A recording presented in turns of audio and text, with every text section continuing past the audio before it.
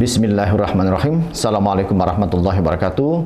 Pada hari ini saya akan mencoba menerangkan tentang interpretasi sistem jaminan halal dan pengertiannya. Ada beberapa hal yang penting sebelum saya menerangkan itu. Halal itu sebetulnya apa? Dari konsep halal ini kalau kita akan mengerti, kita akan mudah untuk mengimplementasinya. Jadi kalau kita bicara hal hukum itu ada dua, yaitu tentang halal dan tentang haram. Kalau halal itu sesuatu yang dibolehkan, tetapi kalau haram sesuatu yang harus dihilangkan atau ditolak keberadaannya. Nah, ini pengertian antara halal dan haram. Halal itu artinya boleh. Pada kasus makanan, kebanyakan bahan makanan ciptaan Allah itu adalah halal, kecuali secara khusus disebutkan dalam Al-Quran atau hadis. Haram itu adalah sesuatu yang Allah Subhanahu wa Ta'ala melarang untuk dilakukan dengan larangan yang tegas. Setiap orang akan menentangnya karena ini ada kaitannya dengan siksaan Allah nanti kalau dilakukan. Bahkan terkadang akan terancam sanksi syariah di dunia ini, itu kalau haram. Ada beberapa hal yang penting tentang prinsip-prinsip hukum halal dan haram. Satu, pada dasarnya segala sesuatu pada dasarnya itu adalah halal hukumnya. Yang kedua, penghalalan dan pengharaman hanyalah wewenang Allah Subhanahu wa Ta'ala semata. Yang ketiga, mengharamkan yang halal dan menghalalkan yang haram itu adalah perilaku syirik terhadap Allah Subhanahu wa Ta'ala. Yang keempat, sesuatu yang diharamkan karena ia buruk dan berbahaya. Yang kelima, pada sesuatu yang halal sudah terdapat sesuatu yang dengannya tidak lagi membutuhkan yang haram. Yang keenam, prinsip yang keenam, sesuatu yang menghantarkan kepada yang haram, maka haram pula hukumnya. Jadi menghantarkan saja menuju ke haram, yang menghantarkan ini sudah kena hukum haram. Mensiasati yang haram, itu haram hukumnya. Supaya kelihatan halal, maka ini adalah mensiasati, maka ini adalah haram hukumnya. Niat baik tidak menghapuskan hukum haram. Dan yang kesembilan, hati-hati terhadap sesuatu yang subhat. Subhat itu artinya subhat itu sesuatu yang kita masih bingung. Ini hukumnya haram atau halal. Maka kita harus hati-hati. Dengan kehati-hatian itu, maka kita tidak boleh mendekati sesuatu meskipun itu subhat. Sesuatu yang haram itu adalah haram untuk kita semua. Nah, halal dan haram itu berdasarkan Al-Quran. Ini adalah konsep dasar. Apa itu konsep dasarnya? Ada di surat Al-Baqarah ayat 168. A'udzubillahi minasyaitonirrajim. Bismillahirrahmanirrahim. Ya ayuhan nas, kullu bimma fil ardi halalan thayyibah. Hai sekalian manusia, makan-makanlah kalian apa-apa yang ada di dalam bumi ini secara halal dan baik. Ini adalah dasar penggunaan hukum halal. Kemudian konsep halal ini diadopsi dengan suatu perundang-undangan di Indonesia dengan namanya Jaminan Produk Halal. Undang-undang itu tertera pada nomor 33 tahun 2014. Judulnya adalah tentang jaminan produk halal. Untuk melakukan dan mengawasi jalannya perundang-undangan itu, maka pemerintah membentuk namanya BPJPH. Kewenangannya yang pertama adalah merumuskan dan menetapkan jaminan produk halal. Yang kedua, menetapkan norma, standar, prosedur, dan kriteria jaminan produk halal. BPJPH ini. Yang ketiga, menerbitkan dan mencabut sertifikat halal dan label produk halal pada produk. Jadi yang menentukan sertifikat, mencabut sertifikat itu adalah BPJPH. Dan BPJPH ini ada di Kementerian Agama Republik Indonesia. Selanjutnya, melakukan registrasi sertifikasi halal pada produk yang kita impor dari luar negeri. Melakukan sosialisasi, edukasi, dan publikasi produk halal. Melakukan akreditasi terhadap lembaga pemeriksa halal. Jadi yang berhak melakukan akreditasi lembaga pemeriksa halal itu adalah BPJPH. Melakukan registrasi auditor halal. Melakukan pengawasan terhadap pelaksanaan jaminan produk halal. Melakukan pembinaan auditor halal.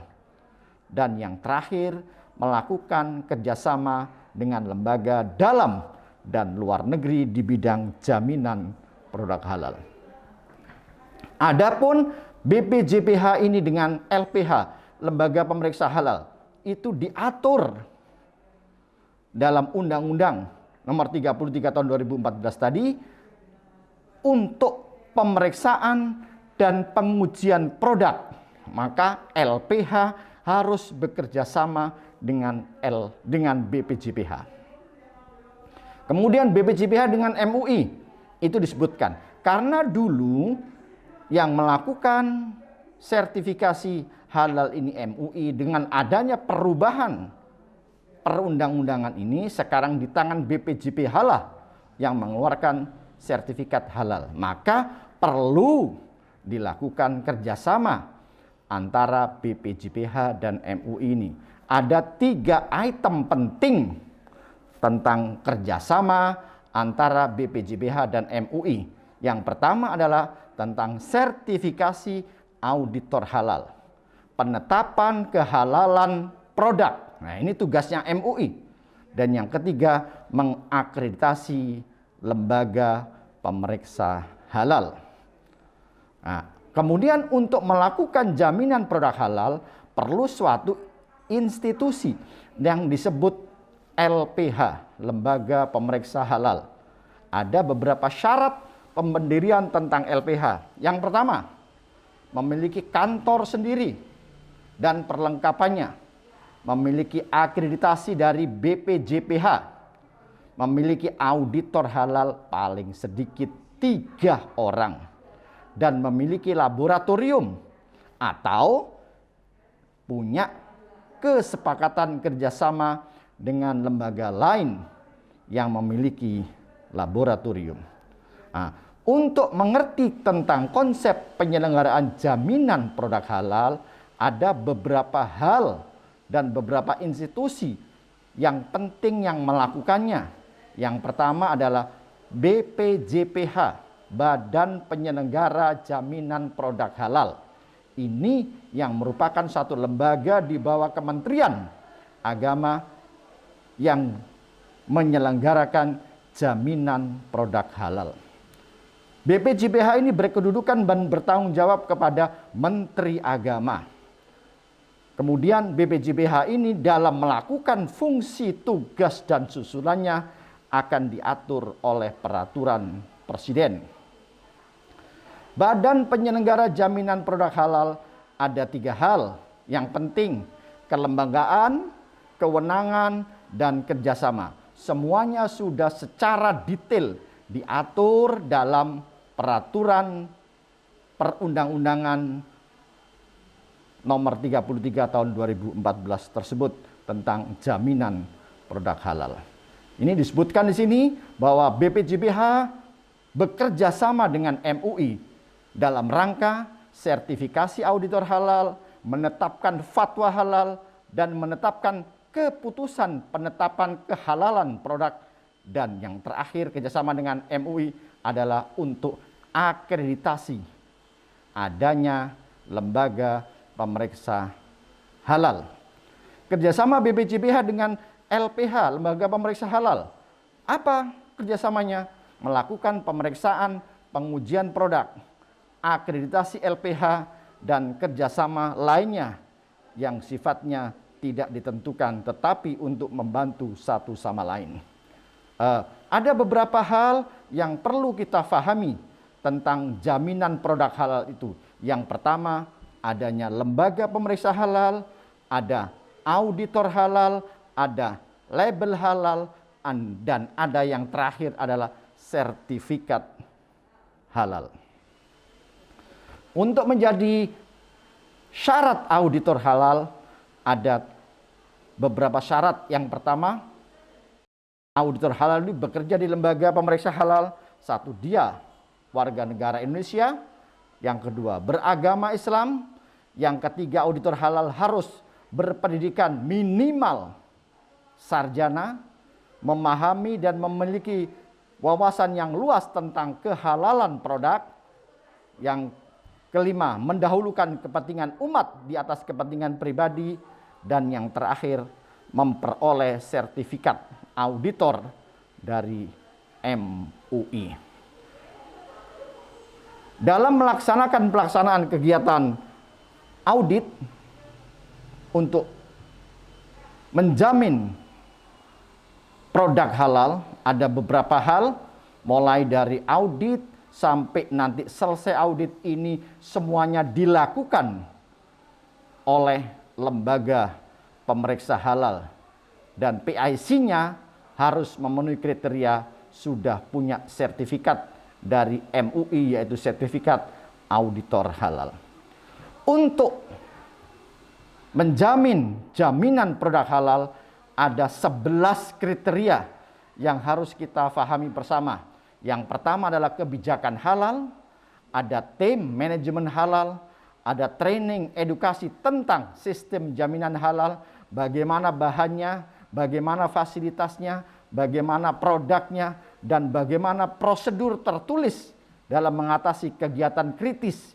Dan kemudian yang dilanjutkan dengan kemampuan telusur, penanganan produk yang tidak memenuhi kriteria, auditor internal berarti ada penyelia halal, dan yang terakhir adalah bagaimana sistem kaji ulang manajemennya. Jika ini dipenuhi, maka perusahaan tersebut sudah memenuhi kriteria mampu untuk melakukan jaminan produk halal. Sampai ketemu di MOOC berikutnya pada materi dan topik lainnya dengan mendatangkan pemateri dan pemberi kuliah yang handal dan valid. Saya akhiri, assalamualaikum warahmatullahi wabarakatuh.